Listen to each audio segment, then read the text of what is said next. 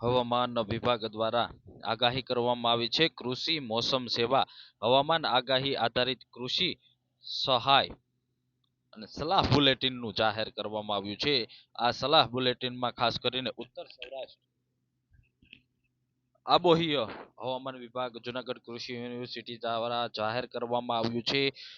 કૃષિ યુનિવર્સિટી દ્વારા આગામી દિવસોમાં કેવો વરસાદ પડશે તેની આગાહી જાહેર કરવામાં આવી છે. ખાસ કરીને વાત કરીએ તો તારીખ 1 ના રોજ વરસાદ છે એ 138 મીમી સુધી પડવાની શક્યતા છે. તો તેની સાથે જ વાત કરીએ તો તારીખ 2 ના રોજ 127 મીમી વરસાદ પડવાની શક્યતા છે. તો સાથે જ વાત કરીએ તો 3 તારીખના રોજ પણ 30 મીમી અને 4 તારીખના રોજ 15 અને 5 તારીખના રોજ 3 મીમી જેટલો વરસાદ પડવાની શક્યતા છે.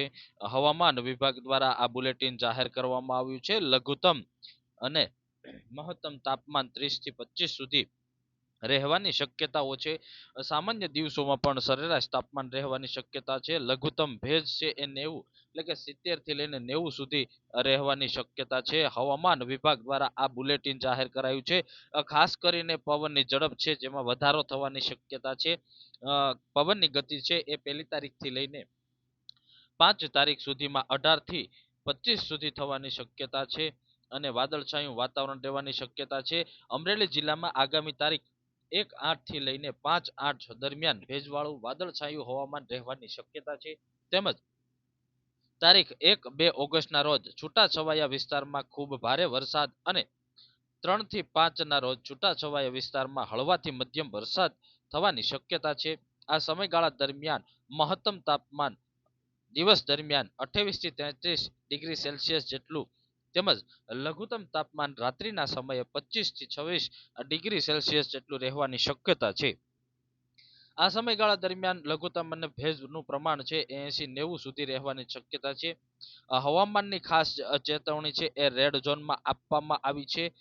જોઈ શકાય છે કે અમરેલી જિલ્લામાં આગામી તારીખ 2 ઓગસ્ટ થી છૂટાછવાયા વિસ્તારની અંદર ભારેથી અતિ ભારે વરસાદ પડવાની શક્યતા છે. જ્યારે 3 થી 5 ના રોજ છૂટાછવાયા વિસ્તારમાં હળવાથી મધ્યમ વરસાદ પડવાની શક્યતા છે.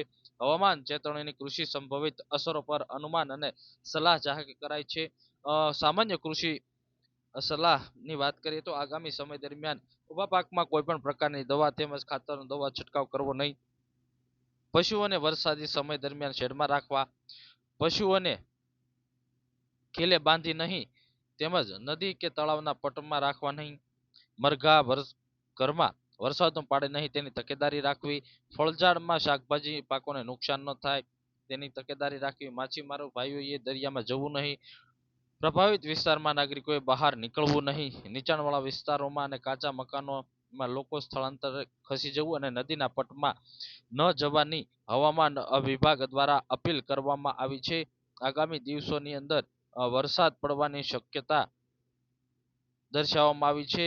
અમરેલી જિલ્લામાં હવામાનની ચેતવણીમાં છૂટાછવાયા વિસ્તારમાં ખૂબ ભારે વરસાદ અને તારીખ 3 અને 5 સુધી છૂટાછવાયા વિસ્તારની અંદર હળવાથી મધ્યમ વરસાદ પડવાની શક્યતા હાલ જણાવવામાં આવી રહી છે. બુલેટિન જાહેર જે કરવામાં આવ્યું છે જુનાગઢ કૃષિ યુનિવર્સિટી તરઘડિયા તરફથી આ બુલેટિન છે એ જાહેર કરવામાં આવ્યું છે. અને 1 તારીખથી લઈને 5 તારીખ સુધી અમરેલી જિલ્લામાં વરસાદ પડવાની શક્યતા છે.